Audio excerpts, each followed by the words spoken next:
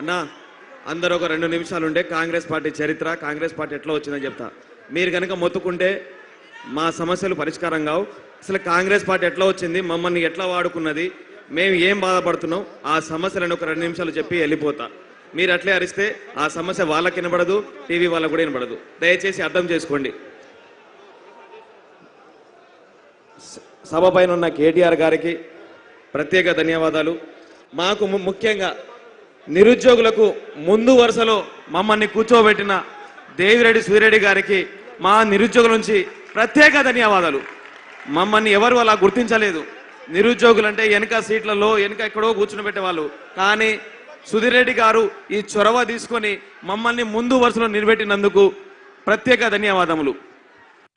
First ఇప్పుడు వస్తున్న Congress party చరిత్ర, వాళ్ళు చేసిన మోసాలు, దగా, కుట్ర, కంటే కాకోరు కుట్ర కంటే చాలా డేంజర్గా వాడుకొని ఇలా నిరుద్యోగులను మమ్మల్ని వాడుకొని ఇలా అధికారంలో తెచ్చుకున్న పార్టీ కాంగ్రెస్ పార్టీ. ఎక్కడ పోయిండు కోదండరాం సార్? ఎక్కడ పోయిండు? ఏడబడుకున్నవయ్యా కోదండరాం? ఆ రోజు పిల్లలందరినీ ఊసిగోల్పి కాంగ్రెస్ పార్టీ వస్తే ఉద్యోగాలు వస్తాయని, కాంగ్రెస్ పార్టీ వస్తే 2 లక్షల ఉద్యోగాలు వస్తాయని, జాబ్ క్యాలెండర్ వస్తాయని, మెగా డిఎస్సీ వస్తాయని పిల్లలందరినీ ఊసిగోల్పి ఇలా 18 మంది నిరుద్యోగులు చనిపోతే కనీసం మాట్లాడిన కోదండరాం గారు? ఇలా మీ మంత్రి పదవి కోసం, మీ ఎమ్మెల్యే కోసం మీరు మాట్లాడుతున్నారు. కానీ ఇలా నిరుద్యోగులు అంత కష్టపడుతుంటే రోడ్లకు ధర్నాలు, రాస్తారోకోలు, దిల్సుఖ్ నగర్లో, అశోక్ నగర్లో, ఓయూలో ఇంతమంది నిరుద్యోగులు కష్టపడుతుంటే కనీసం మాట్లాడడానికి మనసైనా రాలేదా కోదండరాం గారు? కోదండరాం గారు మీరు మా దగ్గరకు వచ్చి 2 సీట్లు ఊడబీకండి, కేటీఆర్ కేసీఆర్ సీట్లు ఊడబీకండి, మేము ఉద్యోగాలు ఇస్తాను. అసలు ఊడగొట్టాల్సింది మిమ్మల్ని.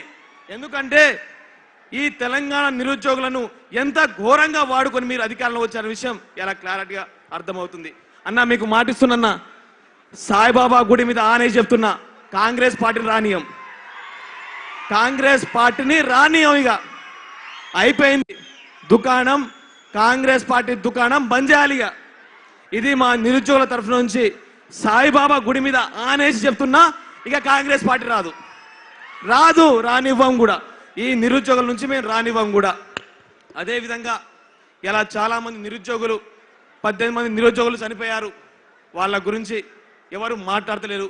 కనీసం కాంగ్రెస్ పార్టీ నాయకులు, వార్డు మెంబర్లు కూడా కనీసం వాళ్ళ ఇంటికి వెళ్ళి పరామర్శించే ప్రయత్నం కూడా చేయట్లేరు. ఇలా మేము ఏం అడుగుతున్నాం? ఇలా మీరు ఎన్నికల మేనిఫెస్టోలో దుద్దిళ్ల శ్రీధర్ బాబు గారు రాహుల్ గాంధీ అని చిక్కడపల్లి లైబ్రరీ తీసుకొచ్చి మమ్మల్ని 2 లక్షల ఉద్యోగాలు, జాబ్ క్యాలెండర్, మెగా డిఎస్సీ, నిరుద్యోగ వృత్తి అన్ని ఇస్తా అని చెప్పి హామీలు ఇచ్చి మమ్మల్ని వాడుకొని ఖమ్మం టు ఆదిలాబాద్ బస్ యాత్రలు చేపించుకొని ఇలా మమ్మల్ని వాడుకొని అధికారంలోకి వచ్చి వాడుకున్న తర్వాత వాళ్ళు చేస్తున్న ఒకటే, సార్ జియో 29 సమస్య ఉంది, జియో 46 సమస్య ఉందంటే వాళ్ళు మాట్లాడే మాటలు ఈ జియో 29, జియో 46లు ఏ సర్వే భూములు ఎక్కడున్నాయి, మేము దాన్ని దాచుకోవాలని ఒక్క ఆలోచనతో ఉన్న వ్యక్తులు ఈ కాంగ్రెస్ పార్టీ నాయకులు. అదేవిధంగా ఆ రోజు రాహుల్ గాంధీ గారు చిక్కడపల్లి లైబ్రరీకి వచ్చి నేను ఉన్నానని చెప్పారు. కానీ ఎక్కడున్నావు నువ్వు? అసలు ఉన్నావా పోయినావా? నువ్వు కనుక ఇట్లనే ఉంటే నీ జీవితంలో ప్రధానమంత్రి కాలేవు.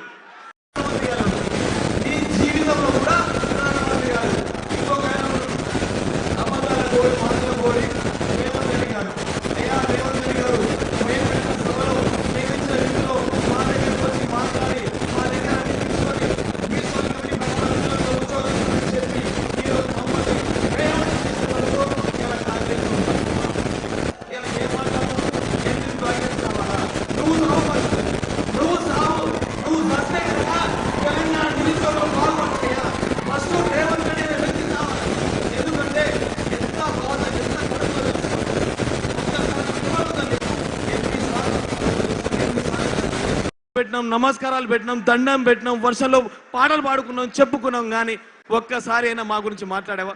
ఎక్కడైనా మాట్లాడావా? ఎంతసేపు నీ మనోడితో పూరీలు వేయడాలు, వేరే వాళ్ళతో మెస్సీతో ఫుట్బాల్ ఆడాలు, ఇదేనా? మెస్సీ నిన్ను గెలిపించిందా? అరే ఈ తెలంగాణ నిరుద్యోగులు కాంగ్రెస్ పార్టీని కాళ్ళకు బల్పాలు కట్టుకొని కనిపిస్తే మీరు ఆ పదవిలో ఎక్కి అందాలం ఎక్కిన తర్వాత ఇలా మీరు పదవులు అనుభవించి ఇలా మమ్మల్ని ఓడ దాటిన బోడమల్లన పరిస్థితి ఇలా తీసుకొచ్చిన ప్రభుత్వం కాంగ్రెస్ ప్రభుత్వం.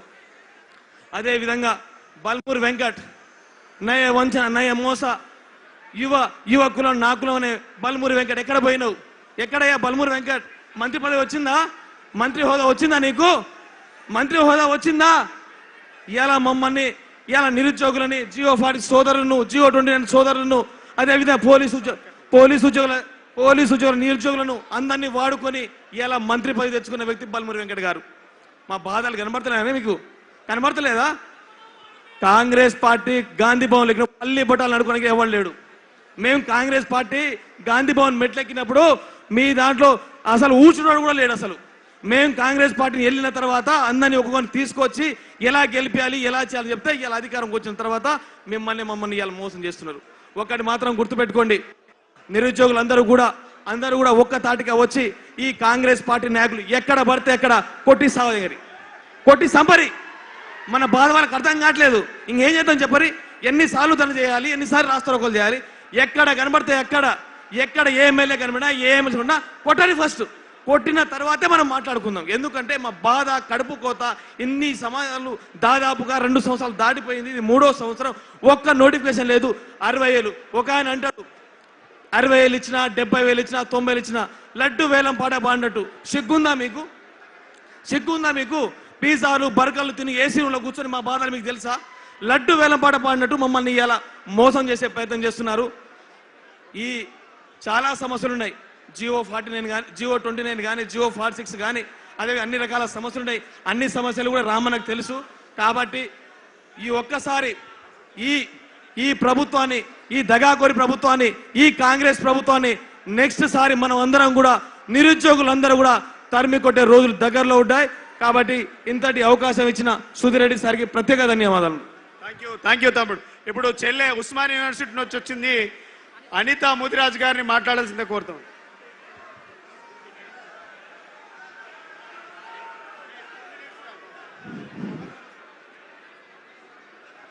నా పేరు అనితా ముదిరాజ్. ఇక్కడికి విచేసి వచ్చినటువంటి నిరుద్యోగ యువతి యువకులకు మరియు అదే విధంగా బీఆర్ఎస్ ప్రధాన నాయకుడు మన కేటీఆర్ అన్నకి, ఇంకా ముఖ్యమైన నాయకులందరికీ నమస్కారం. ఈ రోజు కాంగ్రెస్ చేస్తున్నటువంటి పాలన అతి ఎట్లా ఉందంటే మనం దోసుకోనికే కాంగ్రెసే పుట్టిందా అనిపిస్తుంది. అందుకే ఈ రోజు నిరుద్యోగ యువతి యువకుల నుండి శోక సంతాప హృదయంతో కాంగ్రెస్ కు ఘనమైన నివాళులు అర్పిస్తున్నాం. ఈ రోజు చూసుకున్నట్లయితే ఆయన మేనిఫెస్టోలో చెప్పిండు, 1 సంవత్సరం లోపల 2 లక్షల ఉద్యోగాలు ఇస్తామని. ఆ యొక్క 2 లక్షల ఉద్యోగాలకు ఆశపడి ఆయన తొడగోసుకుంటే మేము మెడ కోసుకుంటాం అనే విధంగా, చెప్పులు అరిగే విధంగా ఆయన కోసం తిరిగినాం. కానీ ఈ రోజు ఏం చేస్తుండో, నిరుద్యోగులతోనే ఆట ఆడుకుంటే ఆయన పార్టీని ఈ రోజు నుండే బొంద పెడతామని మేము బీఆర్ఎస్ మీటింగ్ నుండి